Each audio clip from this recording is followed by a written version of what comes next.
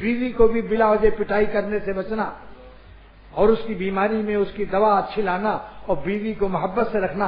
اتنا بیوی کو محبت سے رکھے کہ بیوی کو اپنے ماں باپ کم یاد آنے لگے. ایسا نہ آہ نکلے اس سے کہ آہ میرے ماں باپ نے کہاں عذاب میں بھیج دیا, کس ظالم و خبیث کے حوالے کر دیا, کس قصائی کے حوالے کر دیا. یہ آہ ایسی لگتی ہے کہ میں مسجد میں کہہ رہا ہوں کہ جن لوگوں نے اپنی بیویوں کو ستایا اور رلایا ان پر آخر میں فالج کی شکل پر گرا اور لیٹے لیٹے 4-5 سال تک پیخانہ پھرتے رہے اور بری موت آئی ان کی. اللہ کی بندیاں ہیں, ان کو بے کس مت سمجھو کہ یہاں ان کے ماں باپ نہیں, یہاں ان کے بھائی نہیں. اگر بھائی یہاں ہو آج گلشن میں اور تھانے دار ہو تو بتاؤ پیٹنے کی ہمت ہے؟ تھانے دار آ کے جیل میں لے کر ڈنڈے لگوائے گا کہ صبح اسپتال میں داخل ہونا پڑے گا.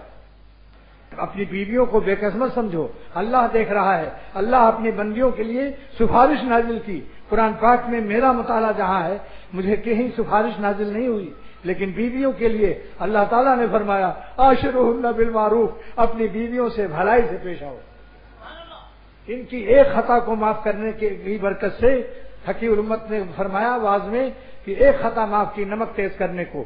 جب اللہ تعالیٰ اس کو موت آ گئی, خواب میں ایک بزرگ نے دیکھا اور پوچھا تیرا کیا معاملہ ہوا؟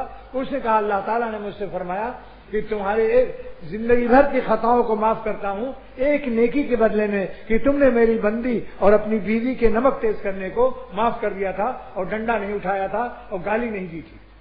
آج میں دیکھتا ہوں ذرا سی بات میں بیویوں کو ستایا جاتا, بے طرح پٹائی کرتے ہیں, سارا جنون نکالتے ہیں, لیکن جب دوسرا گنڈا ان کی پٹائی کرے گا اور عذاب آئے گا تب پتہ چلے گا کہ بےکس کو مارنے سے کیا ہوتا ہے.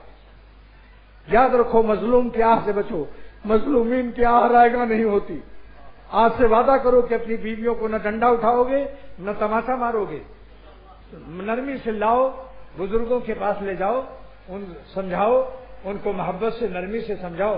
لیکن اپنے حقوق میں کپڑا نہیں دھویا بھول گئی, تولیہ نہیں دھویا بھول گئی, کھانا پکانے میں حسب مرضی کچھ غلطی ہو گئی, دے دنا دن پٹائی. یہ انسان نہیں ہے, یہ کتے سے بدتر ہے.